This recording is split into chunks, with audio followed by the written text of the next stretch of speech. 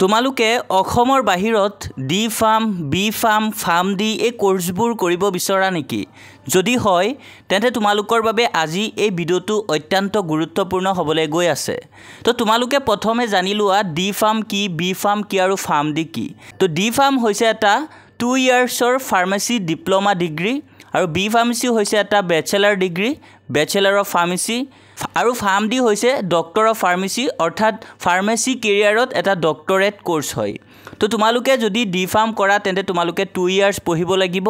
B ফাৰ্মাসী পঢ়িলে 4 ইয়াৰ আৰু farm D পঢ়িলে তোমালোকে একাডেমিক থাকিব 5 ইয়াৰ আৰু 1 ইয়াৰ থাকিব তোমালোকৰ ইন্টাৰ্নশিপ তো তোমালোকে এই কোৰ্সৰ বিষয়ে যদি তোমালোকে ডিটেইলছত জানিব বিচাৰা তেন্তে তোমালোকে আমাৰ অফিচিয়েল নাম্বাৰ 6002994303 এই নাম্বাৰত তোমালোকে কল কৰি সুধিব পাৰা যিকোনো তোমালোকৰ যদি ডাউট থাকে তোমালোকে সুধিব পাৰা এই কোৰ্সবোৰৰ বিষয়ে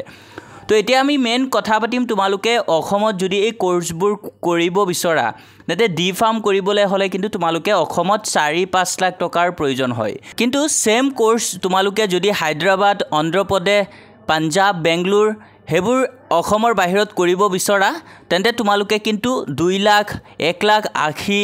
বা 1.5 লাখ টকাতে তোমালোকে ইনক্লুডিং হোস্টেল 2 ইয়াৰ্ছত কমপ্লিট কৰিব পাৰিবা সেম তেনেদৰে তোমালোকে যদি বি ফাৰ্ম অসমত কৰিব বিচৰা তেন্তে 8 লাখ 9 লাখ 10 লাখ টকা তোমালোকৰ প্ৰয়োজন হ'ব কিন্তু সেম বি ফাৰ্মাসী কোৰ্স তোমালোকে পাঞ্জাব অন্ধ্ৰ প্ৰদেশ হায়দৰাবাদ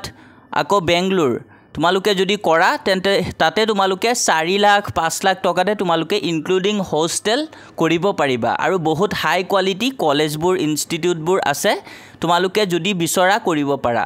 আৰু ছাত্ৰ-ছাত্ৰীসকল আৰু এটা কথা হ'ল তোমালোকে যদি অসমৰ বাহিৰত তোমালোকে এই D pharm B pharm pharm D কোৰ্সবোৰ কৰা তেতিয়া কিন্তু তোমালোকে পঢ়ি থকা অৱস্থাতে 30-40 হাজাৰ টকাকে তোমালোকে পাৰ ইয়াৰ স্কলাৰশ্বিপো তোমালোকে পাবা তো ছাত্ৰ-ছাত্ৰীসকল তোমালোকে এতিয়া নিশ্চয় ভাবিছা যে তোমালোকে এডমিশন কেনেকৈ লবা তো বৰ্তমান আৰু এটা কথা আছে বৰ্তমান দলাল বহুত আছে তো দলালবোৰে তোমালোকক কি যদি পাই যায় তো এডমিশনৰ কাৰণে তেতিয়া কিন্তু তোমালোকক লুটি দিব তো তাৰ কাৰণে তোমালোকে হে দলালবোৰৰ পৰা সাৱধান হৈ থাকিবা আৰু যদি তোমালোকে এডমিশন ল'ব বিচৰা আমাৰ নিজৰে টিচাৰ বা আমাৰ নিজৰে ষ্টুডেন্ট পঢ়ি আছে বহুতো কলেজত তো তোমালোকে যদি কোনোবাই অন্ধ্ৰ প্ৰদেশ বা হায়দৰাবাদ বা বেংগলোৰ পাঞ্জাব এইবোৰত যদি তোমালোকে এডমিশন ল'ব বিচৰা তেন্তে তোমালোকে আমাৰ এটা অফিচিয়েল নাম্বাৰ আছে আৰু সেই নাম্বাৰত তোমালোকে কন্টেক্ট কৰি ছাৰৰ লগত কথা পাতিব পাৰা ছাৰে তোমালোকক কোনো কমিশন নোহোৱাকে ডাইৰেক্ট কলেজত এডমিশন দি দিব আৰু তোমালোকৰ ছাৰৰ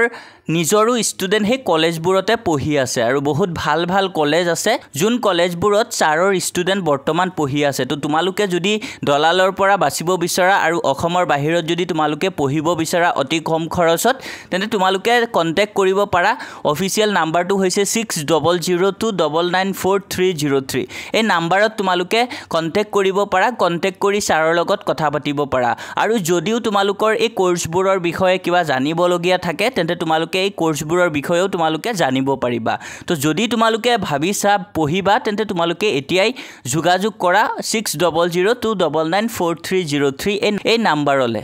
তো আজি ভিডিও তোমালোকৰ বাবে এই ইনফৰমেশনটোৱে আছিল